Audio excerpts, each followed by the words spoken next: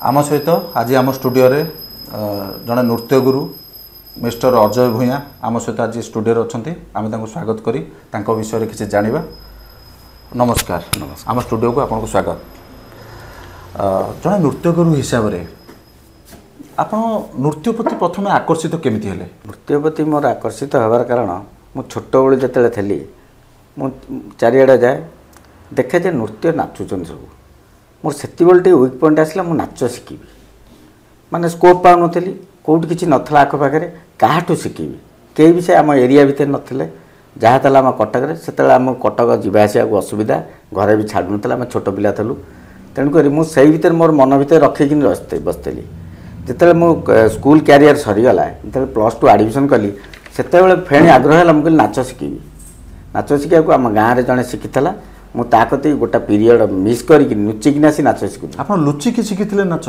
हाँ लुचिकी शिखी कारण से टाइम नाच प्रति लोक मान गोटे घूण्य भाव था ए गांडी हल्ला जाऊँगी हे एगुरा नाच शिखुची कारण बापा माँ आम समाज घर कर रही मैंने बापा माँ तांको भी देखा पड़ो कारण किए काले लोक मैंने कहीदेवे हे तुम पुआ जाकि कौन नाच गांडी हल्लाऊँ ये करूँ भल लगे तेणुक लुचिकी शिखा जाऊँगी कारण से समय परिवेश हिसाब से समाज से भावुला किंतु से जो समाज जहाँ भावुला आपण को वर्तमान तार किसी रिजल्ट मिली कि? बहुत खुशी अच्छी कारण एत खुशी अच्छी सीमा बाहर कारण ओबिका जो मु प्रशंसा पाऊँगी एरिया भितर एरिया कौन मोर चारिआडे बुली आखपाख अंचल जो जहाँ बहुत खुशी अच्छी जो जी देखुँ भी सारा जाऊँ नमस्कार पकड़ा बहुत खुशी लगुचे आत्मविभोर हो जाऊँगी माने से टाइमटा भाविला वो टाइम भाविला माने आखिरे लुह छलचल हो जाऊँगी।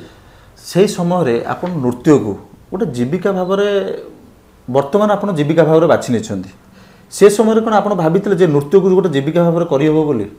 मुझे भाभी नी मु भाभी नृत्यटा शिखी किंतु भाभी नी एत बाट मुझे बेली एत प्रशंसा पाई बेली। ताहले नृत्य गुरु भाव आपणकर प्रेरणा किए थे? प्रेरणा तो मो भाई आमर बड़ापा पुओ भाई जी सी नाच शिखुले मु देखी शहीद भवन में कंपिटिशन होता मुझे देखी से मुझे नाई नाई भाई कर माने मु करी मुझे प्रेरणा मुझे आगे चलली। ताहले आपणकर प्रेरणा आपणकर निजर भाई भाई तेबे जेतेले सेथिपई आपणको परिवार आपणको सहयोग करिछि किंतु समाज जेतेबेले अवरोध करिछि आपणको आपणको प्रतिभा को लुचिया को चेष्टा करिछि किंबा आपण जो कथा कहले जे मु गांडी हलेबा पई बहुत लोक कहिछन जे पुओ पिला हिसाब रे गांडी हला नाच करूछि तेबे तेबे मु कहया कथा आपणको परिवार आपणको से समय रे सहयोग करिछि तो सेथिपई आपण तांको प्रति केते कृतज्ञ? ना तांको प्रति मोर बहुत बहुत कृतज्ञ जेतेबेले मु अलग माने परफॉर्मेंस कली अलग स्टेज मानक जो सम्मानित हेली सेतेबेले बापा हरिया बहुत खुशी हेले जहाँ बापा तो आज नहांती किंतु आहरी खुशी होता मो जीवन में जे माने सही खुशीटा जी मो बापा खुशी होती बहुत खुशी मोर। आपण वर्तमान जने सफल नृत्य गुरु आज्ञा नृत्य गुरु पूर्वर आपणकर जीवन यात्रा यही नृत्यर यात्रा किपरि थिला केमिति थिला? 1992 मसीह मोर फास्ट स्टार्टिंग होउची 1992 मसीह बहुत बाधा विघ्न भितर मु नाचटा शिखी से माने आर्थिक परिस्थिति भल नाला सिस्टमेटिक नाला आमर नई पठारे मु जाई नाच नुचिकिनी सेठी माने प्रैक्टिस करे। नई पठारे कोन पे माने शिखिबा पे माने लोक मानक डररू लोक मानक डरिकिनी मु जाई नई पठारे मोर प्रैक्टिस करी केमिति जोटा मो शिखैछन मु ताकू के आगू बढ़ेबी सेही जिनसटा मु नई पठारे मोर जाई प्रैक्टिस करिकिनी आसी शिखि जाए सही आज शिखी बेली जो कष्टटा करी आज मुझे एत बाट आगे ही जाइए। अच्छा आपण वर्तमान पर्यंत केतोटी अनुष्ठान में नृत्यर जादू देखै सारी? मु तो सेमिति कहले 100-150 पर स्टेज कली किंतु जो अनुष्ठान मान को सम्मान पाई सी तो माने 50-60टा हम माने अनुष्ठान रे आपण करिसथि ता सहित अलगा कोटी करछथि? अलगा मु संबलपुर करिछि झारखंड करिछि आमर आंदपुर करिछि नियाली करिछि एन तो बहुत अच्छी जगह जहाँ कि आपणकर अंचल ठू माने आपणको घर लोकेशन ठू पाखापाखि 200-300 किलोमीटर रेडिएशन पर भी आप नृत्य परिवेशन करछन केबे नृत्य परिवेशन बेले केबे किछि असुविधा हेनी? असुविधा हेछि बहुत असुविधा हेछि माने जो पिला मानू नहीं कि कौन दुर्घटना हो जाइए सब जाक प्रेसर आमरी पर ना ଧର କ'ଣଟା ଭଲ ମନ୍ଦ ହେଇଗଲା ଯାହା ପିଲା ଯାଇଥିବେ କି କ'ଣ ହେଇଥିବ ସେଇଟାକୁ ସଲ୍ଭ କରିବାକୁ ପଡ଼ିବ। ଆଜି କ'ଣ କୁଆଡ଼େ କିଏ ପଳେଇଲା କ'ଣ କଲା ଅସୁବିଧା ସବୁ ସହିବାକୁ ପଡ଼ିଛି। ଆପଣଙ୍କ ପିଲାମାନେ ମାନେ ଆପଣଙ୍କର ଡ୍ୟାନ୍ସ ଏକାଡେମୀ କଥା କହୁଛନ୍ତି। ଆଜ୍ଞା। ଆପଣଙ୍କର ଡ୍ୟାନ୍ସ ଏକାଡେମୀ ବିଷୟରେ କିଛି କୁହନ୍ତୁ। ଆଜ୍ଞା। ଆପଣ ଡ୍ୟାନ୍ସ ଏକାଡେମୀର ନାଁ କ'ଣ ଥିଲା, କେମିତି ଆରମ୍ଭ ହେଲା, ତ ତା ବିଷୟରେ କହିଲେ ଆମ ଅଡ଼ିଏନ୍ସକୁ ଭଲ ଲାଗିପାରେ। ଆଜ୍ଞା। ମୋର ଯେତେବେଳେ ପ୍ରଥମ ନାଚ ଶିଖିବା ଏଠି +2 ସରିଲା, +3 କମ୍ପ୍ଲିଟ୍ ପରେ ମୁଁ କହିଲି ଗୋଟେ ଗ୍ରୁପ୍ ଖୋଲିବି। ପିଲାମାନଙ୍କ ଆଗ୍ରହ ଦେଖିଲି, ପିଲାମାନଙ୍କୁ ଆଇଦର ଚୌଦ୍ୱାର ଚୁଡ଼ାଖିଆରୁ ପିଲାମାନେ ଆଉଥିଲେ, ତାଙ୍କୁ ପ୍ରତି ରବିବାର ଦିନ ଶିଖାଯାଉଥିଲା ଡ୍ୟାନ୍ସ। ଶିଖା ଯାଇକିନି ଆମେ ପ୍ରୋଗ୍ରାମ୍ ଧରିଲୁ, ଧୀରେ ଧୀରେ ପ୍ରୋଗ୍ରାମ୍ ଧରି ତାଙ୍କୁ ନେଇକିନି ପ୍ରୋଗ୍ରାମ୍ କରିବାକୁ ଯାଉ, ପ୍ରୋଗ୍ରାମ୍ କରନ୍ତି ମୋ ସାଙ୍ଗରେ, ପ୍ରୋଗ୍ରାମ୍ କରି ଘରକୁ ଫେରନ୍ତି। ନୃତ୍ୟ ପାଇଁ ଆମେ ଯାହା ଜାଣିଛୁ, ନୃତ୍ୟ ପାଇଁ ତାଳି ନିହାତି ଆବଶ୍ୟକ। ସେଠୁ ଜଣାପଡ଼େ ଯେ ନୃତ୍ୟର ମାନେ କେତେ ଦୂର ସଫଳ ହେଇଛି। ତ ଏମିତି କେବେ ହେଇଛି ଯେ ତାଳି ବାଜିନି? ହଁ ସେମିତି ହେଇଛି। କେଉଁ ଜାଗାରେ ତାଳି ବାଜେ, କେଉଁ ଜାଗାରେ ନିଃଶବ୍ଦ ହୋଇ ବସି ଯାଇଥିବେ। ଆମେ ଭାବୁ କ'ଣ ଆମ ଦ୍ୱାରା କ'ଣ ଭୁଲ ରହିଗଲା, ଆମେ କ'ଣଟା ତାଳି କାହିଁ ହେଲାନି, ଆରେ ଆମର କ'ଣ ଭୁଲ ରହିଗଲା କି?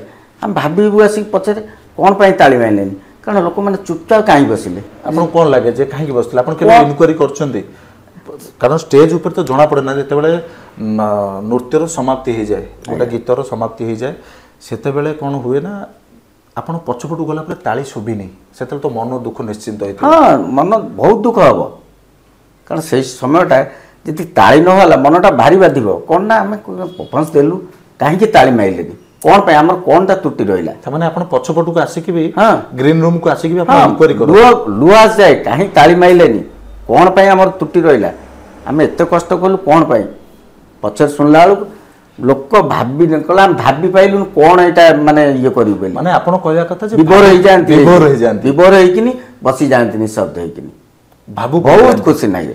ତାପରେ ମାନେ ତା ମାନେ ଆପଣଙ୍କ କଥାରେ ତାଳି ନ ବାଜିବା ବି ଗୋଟେ ନୃତ୍ୟଗୁରୁ ପାଇଁ କେତେଟା ସମୟରେ ପ୍ରଶଂସନୀୟ, କେତେଟା ସମୟରେ, କାରଣ ଭାବୁକ ହେଇଯାଆନ୍ତି ମାନେ ସେ ସେତେବେଳେ ସେ ଆକ୍ଟରେ ନିଜେ ବିଭୋର ହେଇଯାଇଥାନ୍ତି।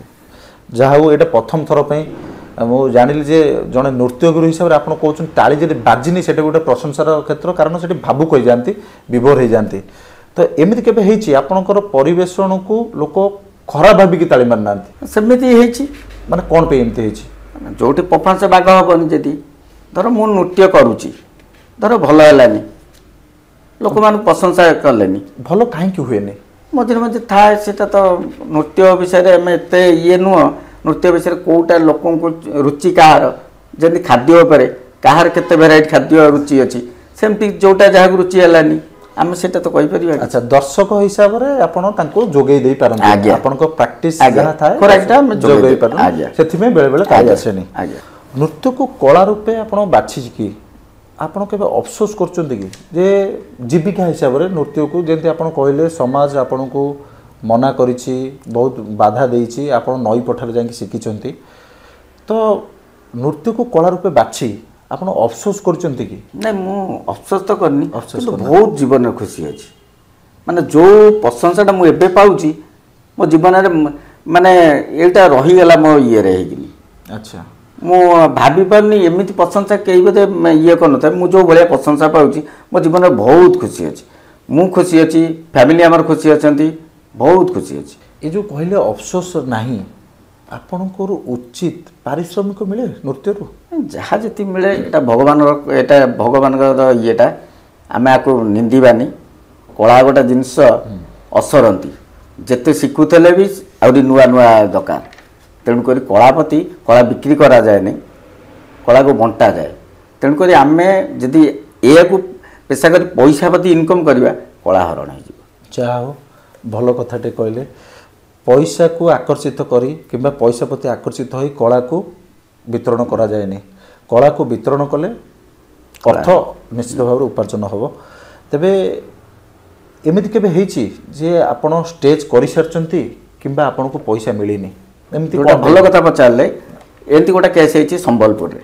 ସମ୍ବଲପୁର ମାନେ ଆପଣଙ୍କର ପାଖାପାଖି 240 କିଲୋମିଟର ଦୂର। କାରଣ ଆମେ କଟକ ସମ୍ବଲପୁର ଡିଫରେନ୍ସ, କାରଣ କଟକ ପ୍ରତି ତାଙ୍କର ଟିକେ ଜାଣିଥିବେ, କଟକ ସମ୍ବଲପୁର ଟିକେ ଡିଫରେନ୍ସ। ଆଜ୍ଞା, ପ୍ରୋଗ୍ରାମ ସରିଲା, ପ୍ରୋଗ୍ରାମ ସରିବା ପରେ କହିଲେ ପଛରେ ପଇସା ନେବ।